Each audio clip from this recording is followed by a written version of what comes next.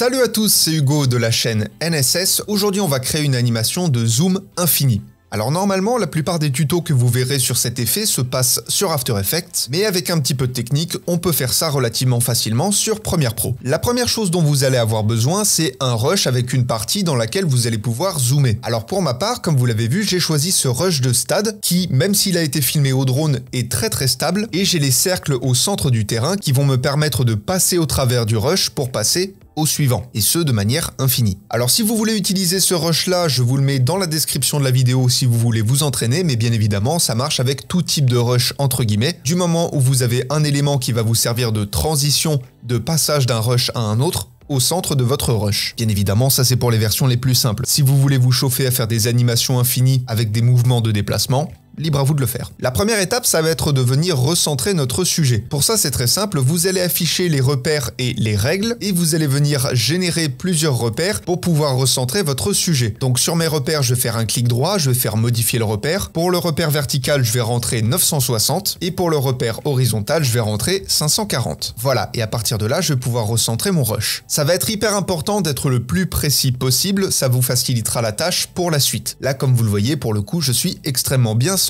Et une fois que cela est fait, vous pouvez désactiver les règles et les repères, évidemment. Une fois que vous avez fait ça, la prochaine étape, ça va être de venir générer le trou qui va nous servir de passage du rush à l'autre. Donc pour ça, vous allez sélectionner l'un des outils pour créer un masque, tout dépendra du sujet que vous avez au centre de votre image. Pour ma part, je vais prendre l'outil d'ellipse. À partir de là, ça va vous générer un premier masque grossier. Je vous conseille d'augmenter l'expansion du masque, comme ça vous avez le tracé de ce dernier, et vous allez pouvoir le replacer plus facilement puisque vous avez toujours la matière qui est affichée. L'idée va être de placer les contours du masque à l'intérieur du plus grand cercle. Une fois que cela est fait, vous allez pouvoir réinitialiser l'expansion du masque si vous l'avez augmenté. Vous allez passer les contours progressifs du masque de 10 à 1, histoire de ne pas avoir quelque chose de trop net, mais en même temps de pas trop progressif. L'idée est quand même d'avoir une coupure propre, et vous allez surtout sélectionner la case inversée. Et là du coup vous avez votre trou qui a été dessiné. Maintenant on a notre masque, on a une très bonne base. Je vous invite à sélectionner votre rush, à faire un clic droit, à sélectionner un briquet et à le renommer base. Et vous faites OK. Ensuite, dans votre fenêtre effet, vous allez venir chercher l'effet transformation, que vous allez glisser déposer bien évidemment sur le rush. Et là, on va faire une animation d'échelle. Vous allez vous placer au début du rush, activer le chronomètre de échelle et passer sa valeur de 100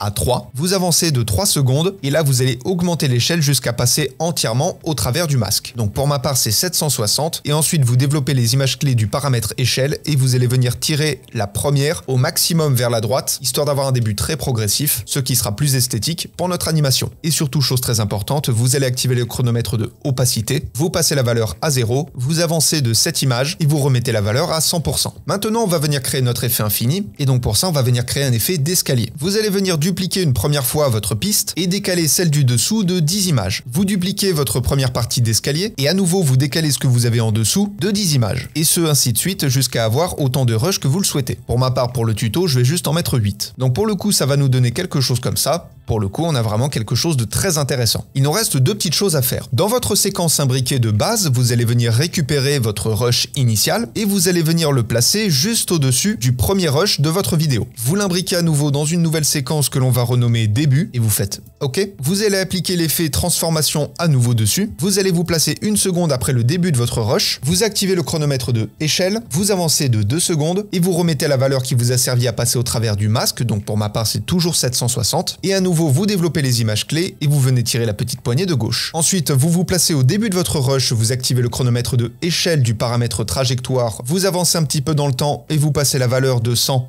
à 105. Ça va être juste pour créer une petite animation de mouvement. Et surtout, chose très importante, dans votre séquence imbriquée début, vous allez supprimer votre masque. Ensuite, vous allez placer votre tête de lecture à 2 secondes, vous activez le chronomètre de l'effet opacité de votre séquence qui s'appelle début, vous avancez de 15 images, et là vous allez passer la valeur de 100 à 0. Donc on va passer du rush initial au rush avec le trou. Et enfin, pour terminer, vous allez pouvoir sélectionner tous vos rushs, les lever d'une ligne, vous allez récupérer votre séquence début et la dupliquer en piste 1, vous allez faire un clic droit dessus, sélectionner supprimer les attributs et supprimer tous les effets, et vous allez pouvoir passer son échelle de 100 à 10. Ça va nous permettre de combler le trou constant qu'il va y avoir au milieu de notre rush et vous avez terminé votre effet. Alors comme vous l'avez vu, c'est un tuto beaucoup plus long que d'habitude, mais en même temps c'est un effet assez particulier. Que ce soit sur Premiere Pro ou After Effects, ça prend du temps, mais avec un petit peu de technique et un peu d'entraînement, c'est pas très long. Bref, ceci étant dit, apprenez, utilisez et progressez dans vos montages On se retrouve demain pour un prochain tuto, je vous fais des bisous, et à plus.